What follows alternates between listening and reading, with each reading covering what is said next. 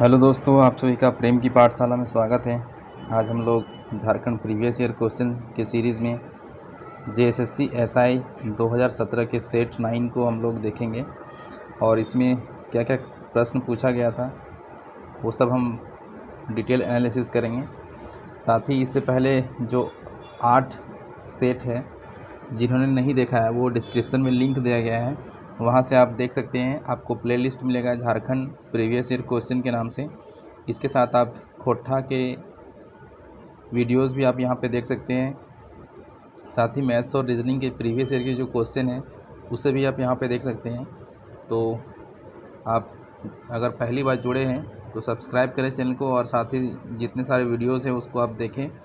और ये आने वाले JSSC CGL excise constable Jharkhand जो टीचर्स वैकेंसी है, inter level, matric level, Jharkhand JE exam, lab assistant, ठीक है, सभी एग्ज़ाम के लिए काफ़ी इम्पोर्टेंट है और ज़रूर आपको इससे लाभ मिलेगा। तो चलिए बिना किसी देरी के शुरू करते हैं आज का ये सेशन। ये पहला जो क्वेश्चन है यहाँ पे क्या है, हैरी पॉटर श्रृंखला के लेखक का नाम क्या है। तो ये हैरी पॉटर श्रृंखला के लेखक का नाम पूछा था। अभी जो हमें इम्पोर्टेंट है वो क्या हमें जानना है, ये अभी नहीं पूछेगा दोबारा, ठीक है, इसलिए उतना इम्पोर्टेंट नहीं। अभी जो इम्पोर्टेंट है वो ये है कि एक मूवी आरआर, इसके गाने को ऑस्कर अवार्ड मिला है और गोल्डन ग्लोब अवार्ड मिला है। तो आपको ये जानना ज़रूरी है कि उस मूवी के जो गाना है वो गाना को लिखने वाला कौन है और उसको कंपोज़ किसने किया है। तो गाने का नाम क्या है, नाटू नाटू। इससे पहले जो आरआर मूवी है इसके जो डायरेक्टर है वो कौन है, एस.एस. राजामौली है। और एस.एस. राजामौली को इस फिल्म के लिए 2 अवार्ड मिला है, 3 अवार्ड मिला है। एक तो पहला मिला है बेस्ट डायरेक्टर का अवार्ड मिला है और दूसरा जो अवार्ड इस मूवी को मिला है best foreign language film, best foreign language film. उसके बाद जो तीसरा अवार्ड मिला है वो क्या मिला है, ऑनररी सैटेलाइट अवार्ड। तो जो ऑनररी सैटेलाइट अवार्ड है और best director, best foreign language film, ये दोनों अवार्ड जो है किसके द्वारा मिला है, New York film critics circle award, ठीक है, New York film critics circle award for best director and for best foreign language film. अब आते हैं नाटू नाटू सॉन्ग को लेकर। ये जो नाटू नाटू सॉन्ग है इसको ऑस्कर मिला है और इसके जो कंपोज़र है, यानी कि जो गाना को जो कंपोज़ करता है, ठीक है, वो कौन है, कीरावानी, ठीक है, एम कीरावानी है, एम कीरावानी। और इसके जो लिरिसिस्ट है यानी कि इसके जो गीतकार हैं, जिन्होंने गीत लिखा है वो कौन है, चंद्रबोस। तो आपको नाम याद रखना है, चंद्रबोस और एम कीरावानी, ठीक है। अब हम लोग नेक्स्ट क्वेश्चन पे चलते हैं। इनमें से कौन म्यांमार से संबंधित नहीं है। तो यहाँ पे शहर का नाम दिया गया है, तो ये पूछा गया है इसमें से म्यांमार का कौन सा संबंध नहीं है। तो ये मीन्स जो है ये म्यांमार का सिटी नहीं है, तो ये इसका सही उत्तर हो जाएगा। नेक्स्ट यहाँ पे है UIDAI आधार ऐप का नाम क्या है। तो जो UIDAI है इसके आधार ऐप जो है इसका नाम क्या है, एम आधार, ठीक है, एम आधार, जहाँ से आप जो भी आधार में नाम अपडेट करना है, बाकी जो बेसिक जो भी रिक्वायरमेंट है, डाउनलोड करना, स्टेटस चेक करना, सारा चीज़ आप इससे कर सकते हैं, एम आधार से। और UIDAI का फुल फॉर्म क्या है, unique identification authority of India. Next question पे चलते हैं। वर्ष 2017-18 में आयकर रिटर्न दाखिल करने के लिए कौन सा दस्तावेज़ अनिवार्य बन गया। तो 2017-18 से जो आधार कार्ड है, आधार कार्ड को अनिवार्य बना दिया गया, किस लिए, आयकर रिटर्न दाखिल करने के लिए। नेक्स्ट यहाँ पे हम लोग चलते हैं नेक्स्ट क्वेश्चन पे। नेक्स्ट यहाँ पे है कि अंतर्राष्ट्रीय योग दिवस कब मनाया जाता है। तो आप इसका आंसर दे सकते हैं, कब होगा, 21 जून को मनाया जाता है अंतर्राष्ट्रीय योग दिवस। और ये कब से मनाया जाता है, अंतर्राष्ट्रीय योग दिवस कब से मनाया जाता है, ये 2015 से मनाया जा रहा है। और इसकी थीम जो है आपको याद होना चाहिए, 2022 की थीम क्या था, मानवता के लिए योग। 2022 के लिए क्या थीम था? मानवता के लिए योग, मानवता के लिए, ठीक है, मानवता के लिए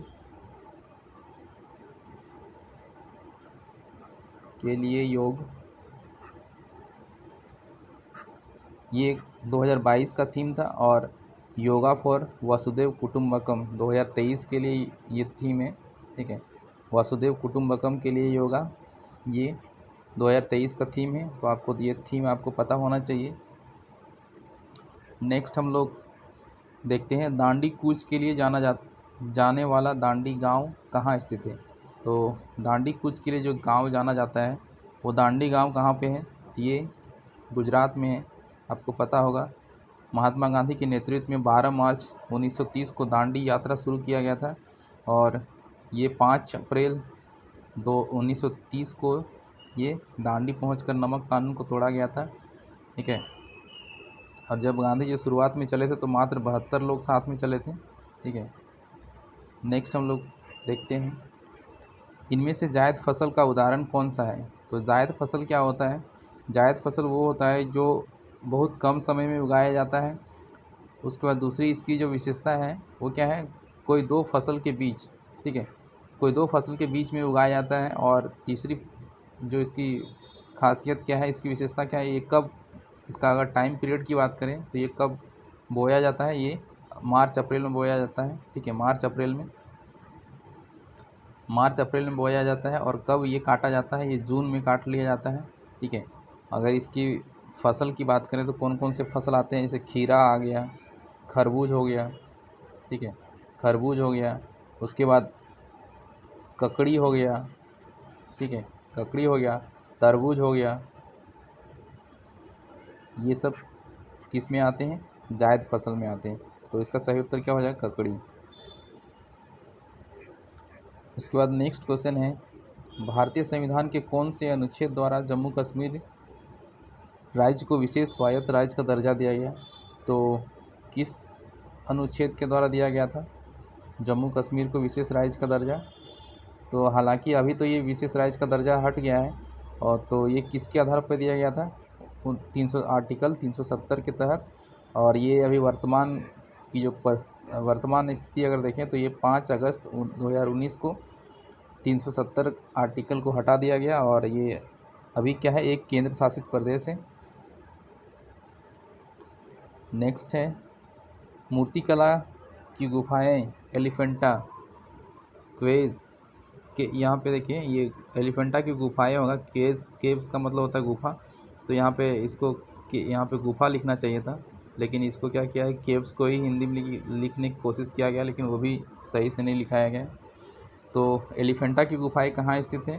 तो आप सभी जानते होंगे, और नहीं जानते तो मैं बता रहा हूँ, ये कहाँ पे है? महाराष्ट्र में है। उसके बाद नेक्स्ट है 2017 में श्री महावीर सिंह को द्रोणाचार्य पुरस्कार किस क्षेत्र में मिला है?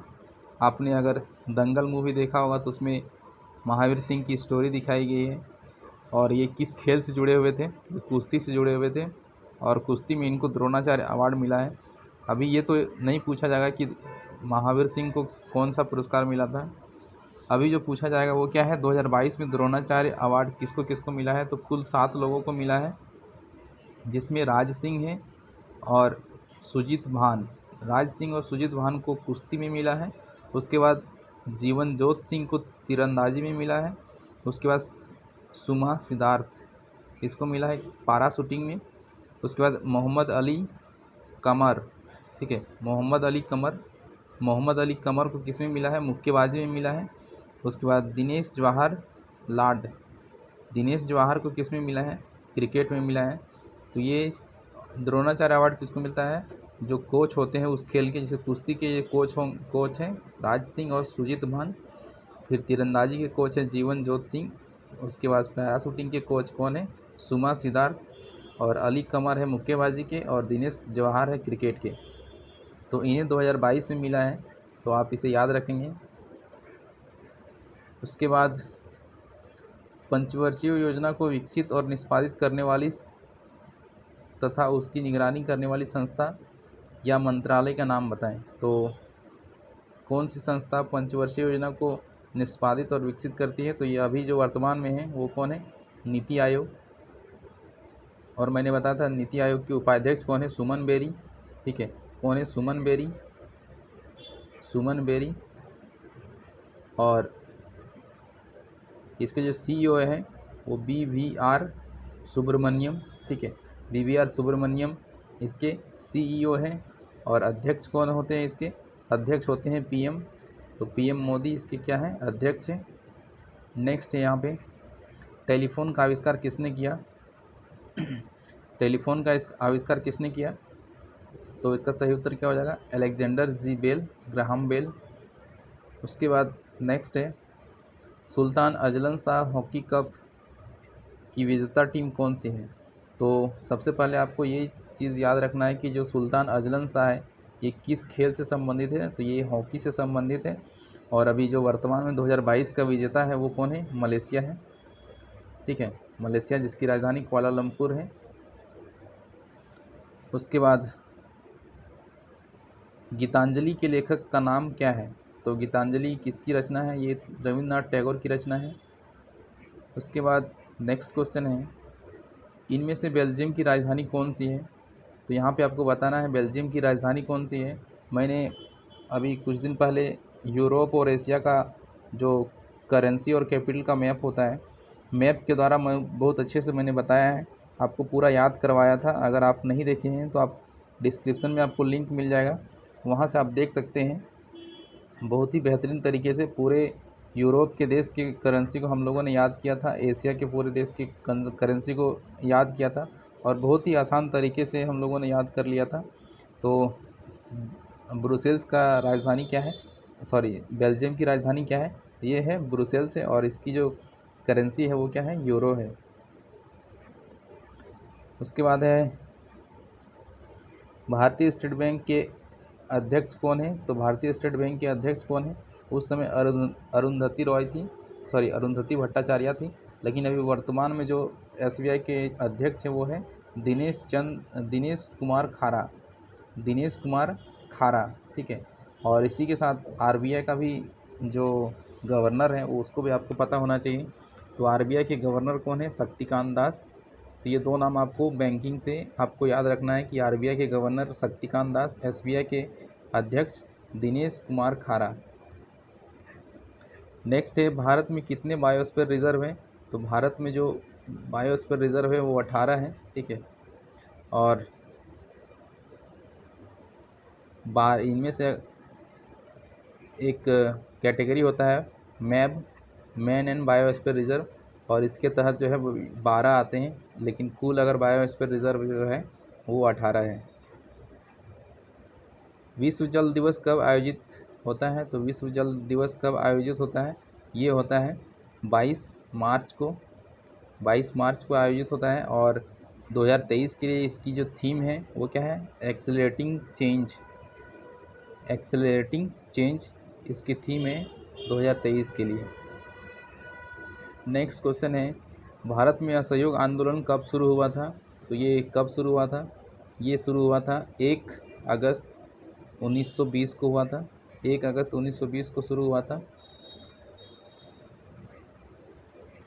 नेक्स्ट है यहाँ पे, श्वेत क्रांति के जनक कौन है? तो श्वेत क्रांति का संबंध सबसे पहले आपको जानना है कि श्वेत क्रांति का संबंध किससे है? तो दूध उत्पादन से है। और यहाँ पे जो इसके जनक जो है वो कौन है? वर्गीस कुरियन है, वर्गीस कुरियन। उसी तरह अगर बात करें हरित क्रांति का संबंध किससे है? तो हरित क्रांति का संबंध किससे है? कृषि से है। कृषि में गेहूँ चावल के उत्पादन से है। ठीक है, उसके बाद अगर हम बात करें पीली क्रांति, तो पीली क्रांति तिलहन से है, सरसों से। उसके बाद सिल्वर क्रांति अगर बात करें तो वो अंडा से संबंधित है। और लाल क्रांति बोले तो वो मीट उत्पादन से है। ठीक है,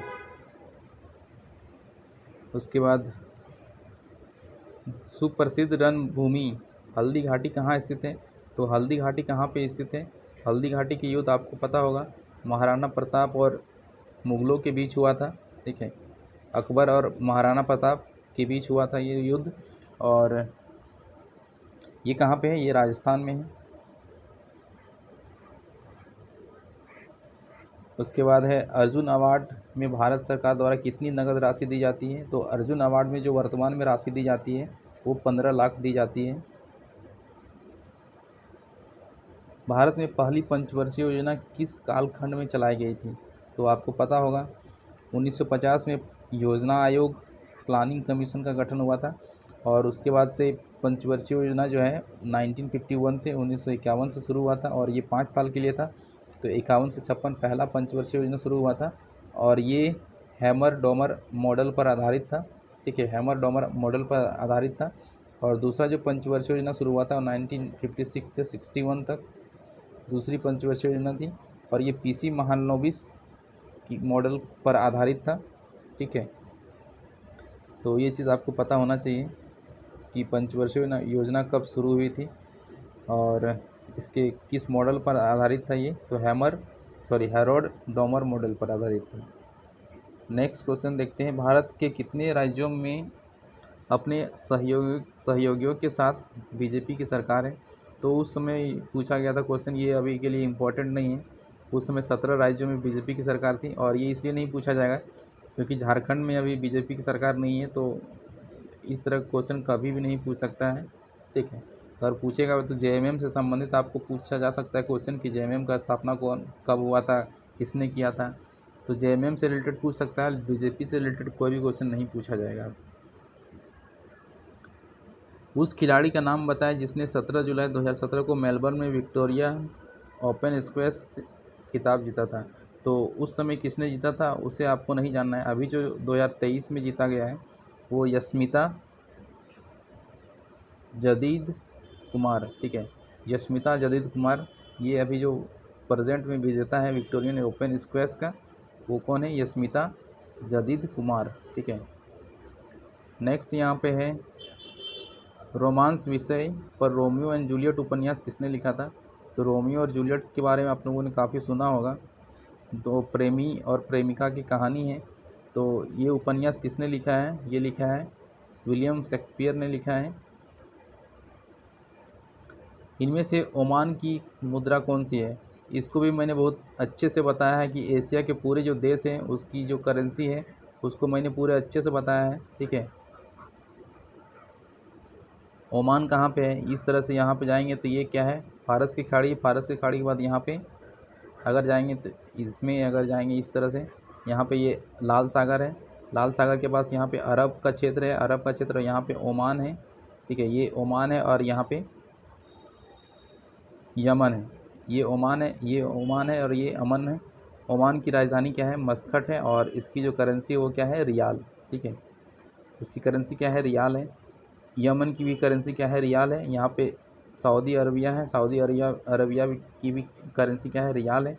यहाँ पे मैंने बताया था कतर की भी जो करेंसी है वो रियाल है। यहाँ पे कौन है, यहाँ पे ईरान है और ईरान की भी करेंसी क्या है, रियाल है। और यहाँ पे एक एक्सेप्शन मैंने बताया था यूएई, जिसकी करेंसी क्या है, दिरहम। ठीक है, तो बहुत अच्छे से मैंने मैप के द्वारा मैंने बताया था, वो भी डिजिटल मैप के द्वारा बताया था। ठीक है, फिगर के साथ मैंने बताया था, आप ज़रूर देख लें उस वीडियो को, काफ़ी आपको काम आ जाएगा।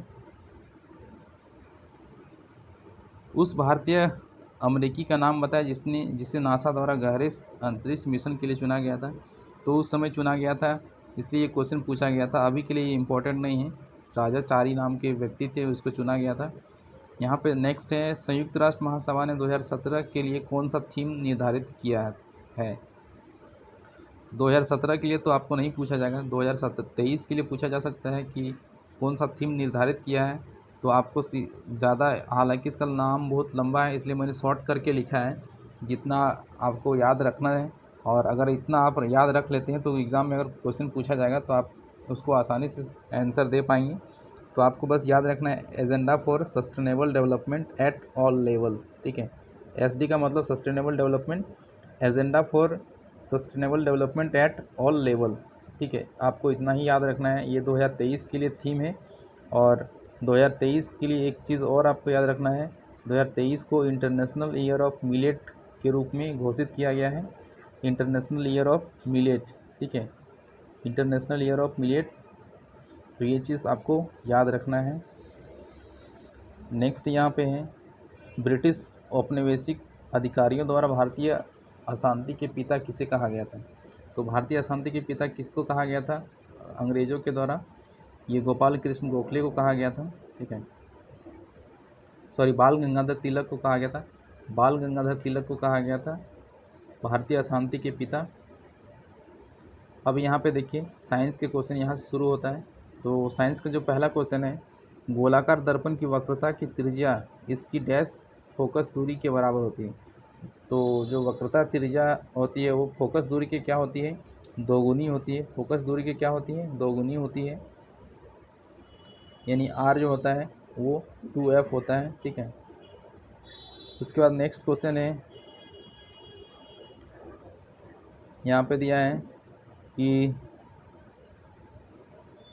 देखिए दोस्तों, हिंदी में जो बहुत कंफ्यूजिंग सा इसमें ट्रांसलेशन रहता है, गूगल ट्रांसलेशन, हालांकि फिर भी मैं इसी हिंदी को ही पढ़ता हूँ। विद्युत चुंबकत्व का कानून है जो भविष्यवाणी करता है कि चुंबकीय क्षेत्र एक इलेक्ट्रोमोटिव बल का निर्माण करने के लिए विद्युत सर्किट के साथ कैसे बातचीत करता है, ठीक है। तो ये देखिए बातचीत यही यहाँ पे सूट, मतलब किसी तरह से ये ट्रांसलेशन सही नहीं है। विद्युत चुंबकीय प्रेरण नामक एक घटना, ठीक है। तो ये क्या है, यहाँ पे देखिए, dash is the law of electromagnetism predicting how magnetic field will interact with electric circuit to produce electromotive force. यानी कि पूछ रहा है कि कौन सा लॉ है जो इलेक्ट्रोमैग्नेटिक को प्रिडिक्ट करता है, ठीक है, कि मैग्नेटिक फील्ड जो है वो जब इलेक्ट्रिक सर्किट के साथ इंटरेक्ट करता है, जब उसके साथ कनेक्ट होता है, ठीक है, तो वो क्या प्रोड्यूस करता है? इलेक्ट्रोमोटिव फोर्स प्रोड्यूस करता है। और इस प्रोसेस को क्या कहते हैं? इलेक्ट्रोमैग्नेटिक इंडक्शन कहते हैं। तो ये किस लॉ के तहत होता है ये आपको बताना है। तो इसका सही उत्तर क्या हो जाएगा? ये हो जाएगा फैराडे के का प्रेरण का नियम, फैराडेज लॉ ऑफ इंडक्शन, ठीक है। फैराडे लॉ ऑफ इंडक्शन इसका सही उत्तर हो जाएगा। नेक्स्ट यहाँ पे है, एक तार का प्रतिरोध R है, उसके अनुप्रस्थ काट के क्षेत्रफल के डैश अनुपातिक है, यानी कि resistance of a wire is dash proportional to its area of cross section. यानी कि जो रेजिस्टेंस है वो एरिया, अगर उस एरिया के साथ उसका रिलेशन क्या है, तो जो रेजिस्टेंस होता है R वो हमेशा क्या होता है? एरिया ऑफ क्रॉस सेक्शन के इन्वर्सली प्रोपोर्शनल होता है। यानी कि अगर एरिया बढ़ाएंगे तो रेजिस्टेंस कम होगा, और अगर एरिया को अगर कम करेंगे, ठीक है, तो रेजिस्टेंस बढ़ेगा।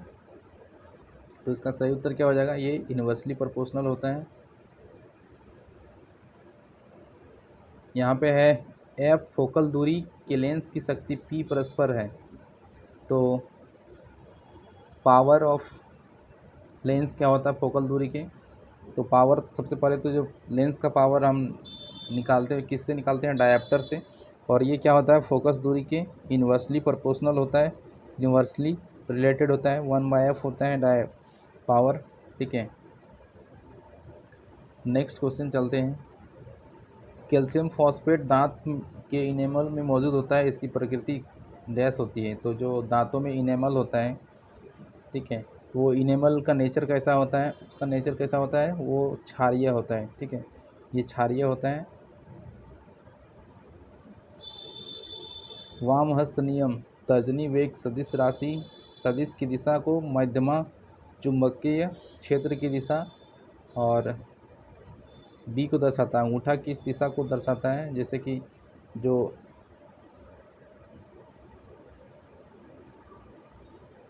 ठीक है, इस तरह से जो राइट हैंड थंब रूल जो होता है, ठीक है, वो क्या दर्शाता है? तो ये चीज़ पूछा गया है। तो जो तर्जनी उंगली है, यानी कि ये जो उंगली होता है अंगूठा के बाद सेकंड जो तर्जनी उंगली होता है, इसको इंडेक्स फिंगर कहते हैं। वो क्या बताता है? वेलोसिटी वेक्टर v को बताता है। और जो बीच का उंगली होता है ये फिंगर, वो बताता है क्या? मैग्नेटिक फील्ड के डायरेक्शन को बताता है। और जो थंब होता है वो थंब बताता है मैग्नेटिक फोर्स को, ठीक है। तो इसका आंसर क्या हो जाएगा? डायरेक्शन ऑफ, ठीक है, ये बताता है एफ की दिशा, ठीक है।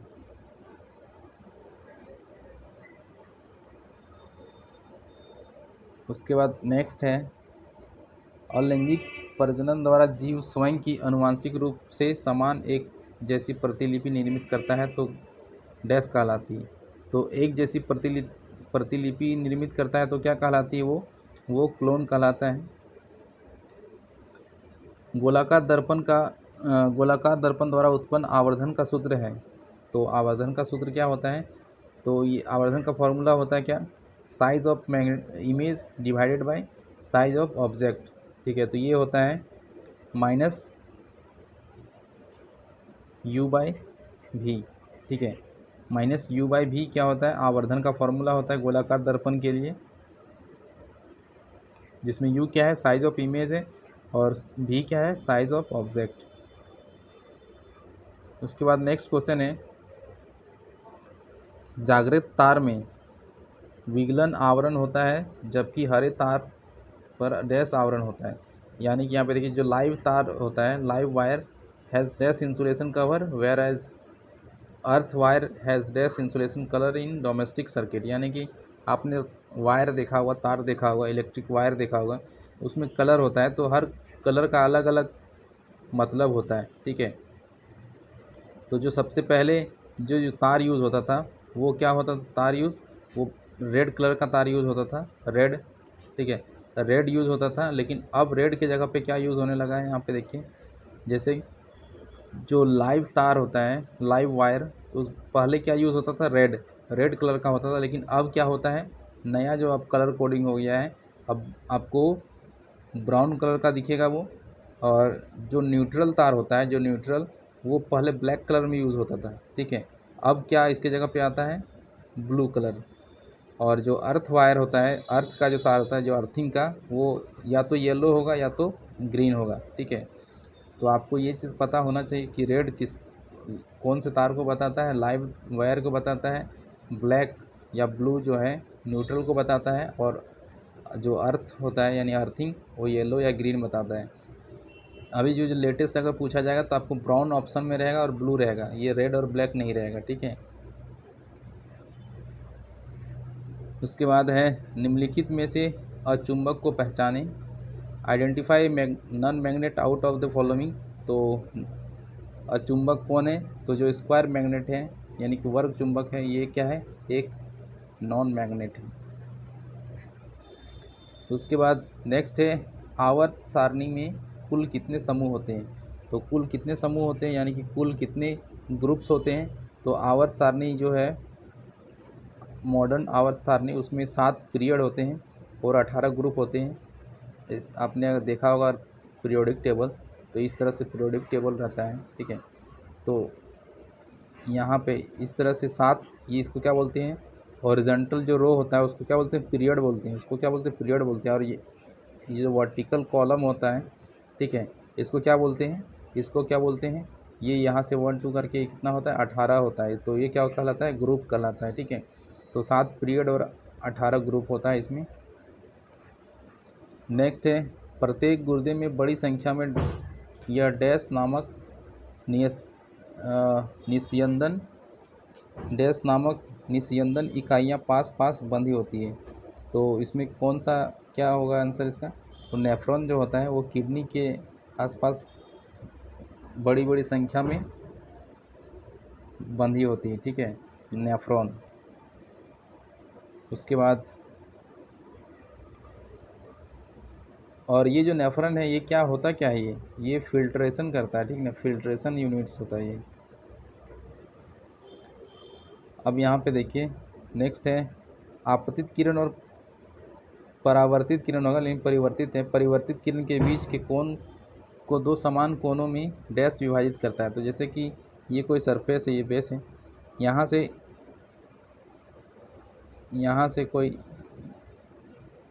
इधर से कोई लाइट आया, ठीक है, यहाँ पे इंसिडेंट हुआ यानी कि यहाँ पे आपतित हुआ, फिर ये क्या करता है, रिफ्लेक्ट करता है यानी कि यहाँ से परिवर्तित होता है या परावर्तित होता है।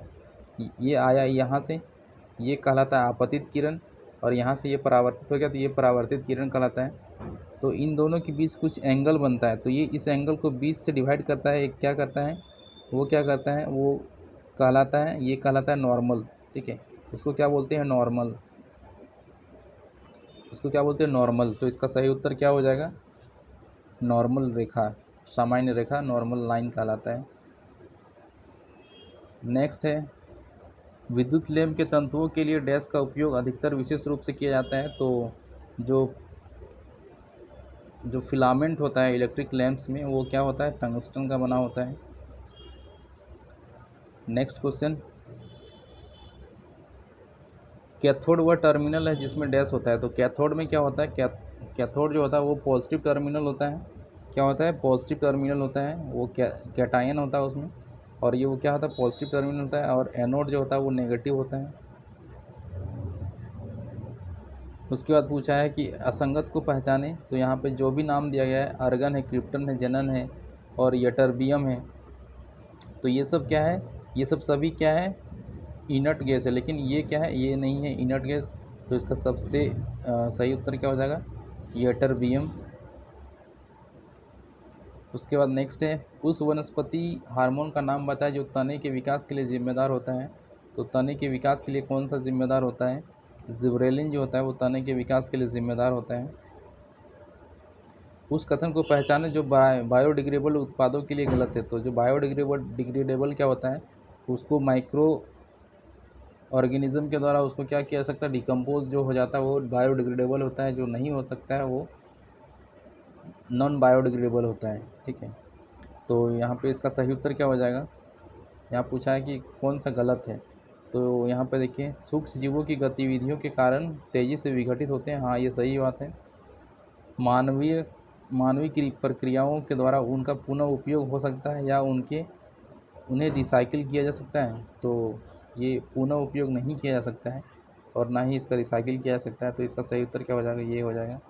और बाकी देखिए, स्टेटमेंट जो है बायोडिग्रेडेबल के बारे में, ये पहला भी सही है, तीसरा भी स्टेटमेंट सही है, चौथा भी स्टेटमेंट सही है। लेकिन यहाँ पूछा है कि कौन सा गलत है, तो गलत जो है 2 है। तो इसका सही उत्तर क्या है, 2 नंबर। उसके बाद यहाँ पे नेक्स्ट क्वेश्चन है, मुख्य अक्ष पर वह बिंदु जिससे सभी प्रकाश किरणें जो समानांतर या धुरी के करीब है, अवतल दर्पण से परावर्तन के पश्चात अभिसारित होती है। ठीक है, तो इसका क्या हो जाएगा आंसर, इसका सही उत्तर क्या हो जाएगा, तो क्या हो जाएगा, principal focus of convex mirror. ठीक है, अवतल दर्पण के मुख्य फोकस। विद्युत मोटर में लूप के घूर्णन की दिशा डैश द्वारा दी जाती है।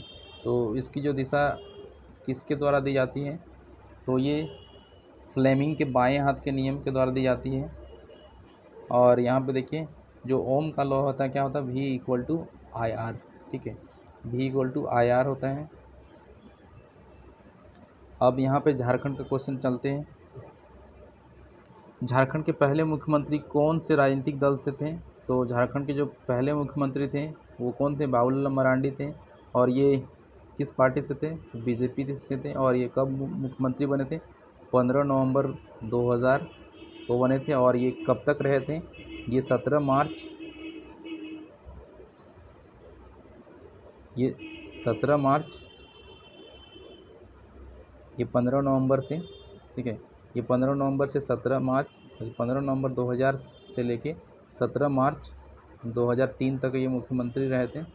2003 तक रहे थे मुख्यमंत्री। उसके बाद नेक्स्ट है, झारखंड के तीसरे मुख्यमंत्री किसे नियुक्त किया गया था। तो पहले कौन बने थे, बाबूलाल मरांडी। दूसरे बने अर्जुन मुंडा। और तीसरे जो बने थे वो कौन बने थे, शिबू सोरेन। मात्र 10 दिन के लिए बने थे, 10 दिन के लिए बने थे। ये 2 मार्च, ठीक है, 2 मार्च को 2005 में बने थे। और 2 मार्च से लेके 12 मार्च तक रहे थे ये मुख्यमंत्री। ठीक है, 2 मार्च से 12 मार्च तक। उसके बाद झारखंड के उस गवर्नर का नाम बताएं जिसने 2013 में JSCA क्रिकेट स्टेडियम का उद्घाटन किया। तो उस समय जो राज्यपाल थे वो कौन थे, सैयद अहमद थे। उसके बाद नेक्स्ट है, भारत के कुल ग्रेफाइट रिजर्व के संबंध में झारखंड में ग्रेफाइट का अनुमानित प्रतिशत हिस्सा क्या है? तो जो अनुमानित हिस्सा है वो है 7.38% है ग्रेफाइट का हिस्सा। और ग्रेफाइट सबसे ज़्यादा झारखंड में कहाँ पे होता है, किस क्षेत्र में होता है? तो ये पलामू में है, ठीक है, पलामू में सबसे ज़्यादा ग्रेफाइट। झारखंड राज्य के पूरे क्षेत्र की तुलना में पूर्व या पूर्वी सिंहभूम जिले का प्रतिशत क्षेत्र क्या है? तो पूरे झारखंड के क्षेत्र में पूर्वी सिंहभूम का क्षेत्रफल कितना है? 2.03% पूर्वी सिंहभूम का क्षेत्रफल है। उसके बाद है, अभ्रक ज़्यादातर गिरिडीह के किस किनारे के पास पाया जाता है? तो अभ्रक जो है वो किस किनारे पाया जाता है? तो ये इसका सही उत्तर क्या होगा? तीसरी और गवानी। उसके बाद है, बसंत राय झारखंड के किस जिले में स्थित है? तो बसंत राय जो है ये कहाँ पे स्थित है? ये गोड्डा जिले में स्थित है। खेल वजीफा के योजना के तहत कितना पैसा दिया जाता है? तो इसमें कितना पैसा दिया जाता है, इसका सही उत्तर क्या हो जाएगा? ऑल ऑफ दिस, ये सभी सही है। अच्छा बुनकर किस कबीले से संबंधित है? तो जो अच्छा बुनकर है वो किस कबीले से? चीक, बड़ाई, माल पहाड़िया, बिरहोर, असुर। तो इसका सही उत्तर क्या हो जाएगा? इसका सही उत्तर हो जाएगा बिरहोर, ठीक है, इसका सही उत्तर क्या हो जाएगा? बिरहोर। सॉरी, इसका सही उत्तर एक मिनट, अच्छा बुनकर किस कबीले का है? तो यहाँ पे देखिए, अच्छा बुनकर चीक बड़ाई हो जाएगा, चीक बड़ाई। इसको ये चीक बारीक लिखा हुआ है, चीक बारीक नहीं होता है, चीक बड़ाइक होता है, ठीक है, ये चीक बड़ाइक होता है। ये ट्राइब है, झारखंड की ट्राइब है। तो इसका सही उत्तर अच्छा बुनकर चीक बड़ाइक हो जाएगा। और एक चीज़ और पूछा जाता है कि जैसे बांस के जो, जैसे आपने सुना होगा सूप वगैरह जो बनाया जाता है, तो किस जनजाति के द्वारा बनाया जाता है? तो वो महली जनजाति होते हैं, वो बांस के जो आइटम होते हैं उसको बनाने में काफ़ी वो एक्सपर्ट होते हैं। तो ये महली जनजाति भी आप याद रखेंगे। उसके बाद, अनुसूचित जनजाति जनसंख्या के मामले में झारखंड की भारतीय राज्यों में रैंकिंग में शामिल है। तो भारतीय राज्यों की रैंकिंग में क्या है? ये 6 रैंकिंग में है। झारखंड राज्य में पशु धोया जाता है और पूजा की जाती है इनमें से निम्नलिखित त्योहारों में। तो किस त्यौहार में पशु को धोया जाता है और उसकी पूजा की जाती है? तो सोहराय जो है, सोहराय में किया जाता है। इससे संबंधित आपने झारखंड अगर खोट्ठा आपने सब्जेक्ट लिया होगा तो खोट्ठा सीजीएल में आपको एक कहानी भी मिली होगी, ठीक है, वो कहानी है आई थिंक सोहराय पर्व के बारे में ही कहानी है वो, ठीक है, जिसमें वो गाय बैल उसको मिलता है, ठीक है, तो उसकी पूजा नहीं करती तो गाय बैल जो है वो जंगल की तरफ वो सब चली जाती है। फिर वो उसको याद आता है कि जो सोहराय जो पूजा है वो नहीं किया, तो फिर वो सोहराय पूजा करता है, तो फिर गाय बैल फिर वो उसका जो है वापस आ जाता है, ठीक है। उसके बाद गढ़वा ज़िले को विभाजित किया गया है जिसमें 2 उप विभाजन को नाम क्या है?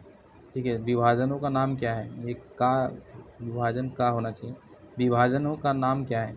तो ये 2 जो ब्लॉक है, सब डिवीज़न है, वो क्या है? गढ़वा है और नगर उटारी है। अंटरी नहीं है वो, ये उटारी है, ठीक है, नगर उटारी है, नगर उटारी बोलते हैं इसको, गढ़वा और नगर उटारी। नेक्स्ट क्वेश्चन है, असुर झारखंड में एक जनजाति निम्न में से किस जिले का निवासी है? तो असुर जो जनजाति है वो किस जिले का निवासी है? तो ये है सिंहभूम का, ये सिंहभूम का निवासी है असुर। उसके बाद है, Tatanagar is also known by which name? Tatanagar को किस नाम से भी जाना जाता है? तो टाटा नगर आप सभी जानते हैं, ये जमशेदपुर के भी नाम से जाना जाता है। झारखंड के पूर्व में कौन सा राज्य स्थित है? तो इसमें आपको पता ही होना चाहिए, काफ़ी लोग सभी को पता ही होगा कि ये जगह झारखंड का हम मैप बनाते हैं तो झारखंड में जो उत्तर की ओर है, ठीक है,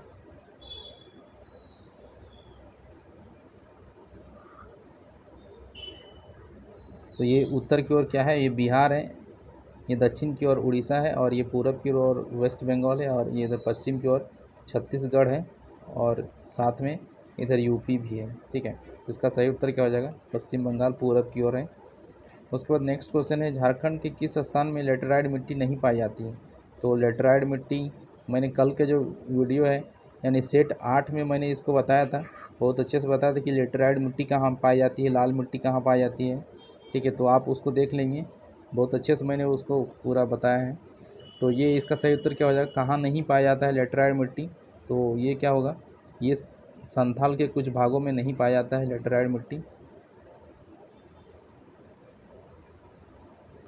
सॉरी राजमहल के जो कुछ भाग है नहीं पाया जाता है यहाँ पे। राजमहल में लेटेराइट मिट्टी नहीं पाया जाता है। उसके बाद झारखंड की राजधानी क्या है? तो झारखंड की राजधानी तो आप सभी को पता होगा, रांची है। उप राजधानी कहाँ है? तो दुमका है। शुरुआती पत्थर की उम्र से तांबा के बर्तन और उपकरण के प्रमाण पाए जाते हैं, तो कहाँ से ये पाए जाते हैं? तो ये करहरवारी और बरगुंदा, और ये कहाँ पे है? तो ये है गिरिडीह में। ठीक है, ये कहाँ पे है? गिरिडीह में। ठीक है, नेक्स्ट है दुर्जन साल, इससे यहाँ पे देखिए सेल लिख दिया है, ये सेल नहीं, ये दुर्जन साल है। दुर्जन साल सम्राट द्वारा हीरे की अपनी विशेषज्ञता के कारण झारखंड के किस शासक को जेल से रिहा कर दिया गया था? तो ये क्या हुआ था ना, दुर्जन साल को जहांगीर जो है वो गिरफ्तार कर लेता है, तो फिर वो बंदी बनाता है, तो फिर वो हीरे का बहुत अच्छा पारखी होता है दुर्जन साल, तो उसकी जो विशेषता है वो, जिसके कारण जो है जहांगीर उसको जेल से रिहा कर देता है। नेक्स्ट है झारखंड ओलंपिक संघ के संदर्भ में निम्नलिखित बयानों पर विचार कीजिए। तो यहाँ पे झारखंड ओलंपिक संघ के बारे में दिया गया है, तो ये क्या है? It works on under Indian Olympic association, ये जो है भारतीय ओलंपिक संघ के तहत काम करता है, ये ही सही है। और अभी वर्तमान में अगर अध्यक्ष की बात करें तो वर्तमान में जो है R.K. आनंद झारखंड ओलंपिक संघ के चेयरमैन है, अध्यक्ष है। R.K. आनंद झारखंड ओलंपिक संघ के अध्यक्ष, नाम याद रखेंगे। झारखंड में पहाड़ों की रानी के नाम से कौन सा शहर मशहूर है? तो नेतरहाट पहाड़ों की रानी के नाम से मशहूर है। नेक्स्ट क्वेश्चन है, झारखंड में कितनी मुख्य नदियां बहती है? तो झारखंड में जो मुख्य नदियां हैं वो है 8 हैं। 2011 की जनगणना के अनुसार झारखंड में राष्ट्रीय राजमार्गों की कुल लंबाई कितनी है? तो जो राष्ट्रीय राजमार्गों की लंबाई है 2011 की जनगणना के अनुसार वो कितना है? 1844 किलोमीटर। लेकिन अगर वर्तमान में बात करें तो वो कितना है? 3366.8 किलोमीटर, 3366.8। तो आप सिंपल 3366 आपको याद रखना है, 3366 किलोमीटर है राष्ट्रीय राजमार्ग यानी कि नेशनल हाईवे NH। और दूसरी चीज़, जो झारखंड में सबसे लंबा NH है, नेशनल हाईवे, वो क्या है? NH-20। कितना किलोमीटर है? 391 किलोमीटर है। और इसके अलावा जो सबसे छोटा NH है झारखंड में वो कितना है? कौन सा नंबर है? NH-143, जिसकी लंबाई कितनी है? 6.5 किलोमीटर। और ये उड़ीसा के बॉर्डर के पास में है। ठीक है, उड़ीसा बॉर्डर के पास है, और ये जो है उड़ीसा के बॉर्डर से इधर हज़ारीबाग का इधर जो क्षेत्र है उसको जोड़ता है। और तो आपको याद रखना है इसमें कि NH-20 जो है ये सबसे लंबा है झारखंड में, और NH-143H सबसे छोटा है। और कुल राजमार्गों की लंबाई अगर बात करें वर्तमान में तो 3366 किलोमीटर है, और 2011 की जनगणना के अनुसार बात करें तो 1844 किलोमीटर है। आप इसे याद रखेंगे। नेक्स्ट क्वेश्चन है, झारखंड राज्य किस प्रकार के जलवायु क्षेत्र के अंतर्गत आता है? तो झारखंड राज्य जो है उष्णकटिबंधीय जलवायु क्षेत्र के अंतर्गत आता है। झारखंड की औसत सालाना तापमान क्या है? तो औसत सालाना तापमान जो है वो 25 डिग्री सेल्सियस है। 2011 की जनगणना के अनुसार झारखंड का ग्रामीण लिंग अनुपात क्या है? तो जो ग्रामीण लिंग अनुपात है वो कितना है? 961 है। और